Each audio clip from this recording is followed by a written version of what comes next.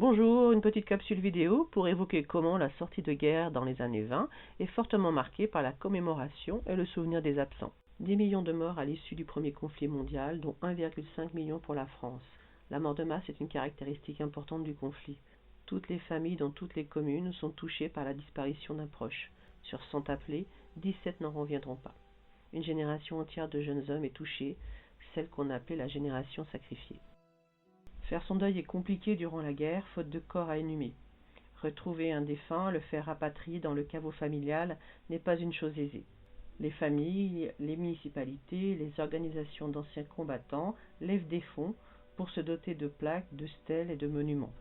La loi du 25 octobre 1919 permet à l'État de subventionner en proportion de l'effort et des sacrifices les communes qui ont des projets de commémoration et de glorification des morts pour la France au cours de la guerre.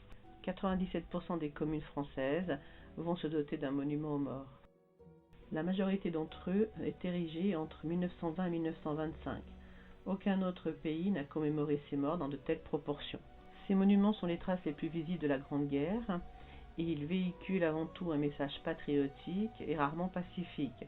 Tous ces monuments et les rites qui les accompagnent cristallisent les deuils personnels et collectifs de l'après-guerre.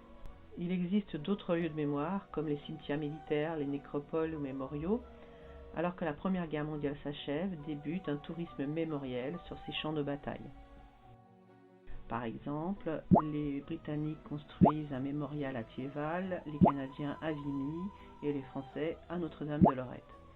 En 1918, débute à Douaumont le projet d'un gigantesque ossuaire qui doit abriter les restes des 130 000 soldats français et allemands identifiés dans la zone. Ce lieu de mémoire est financé principalement par les fonds privés. Il est inauguré en 1932. Son cimetière rassemble plus de 16 000 tombes de soldats français.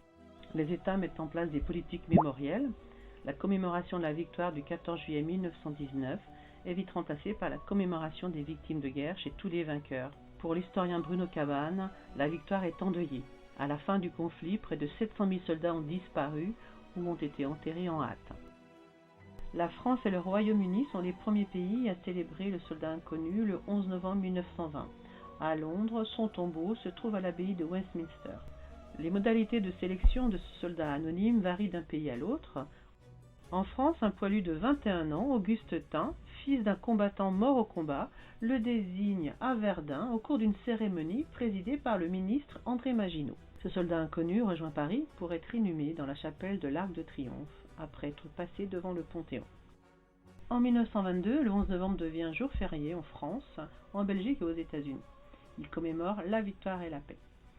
En 1923, en ce qui concerne la France, une flamme éternelle éclaire le tombeau de cet illustre inconnu.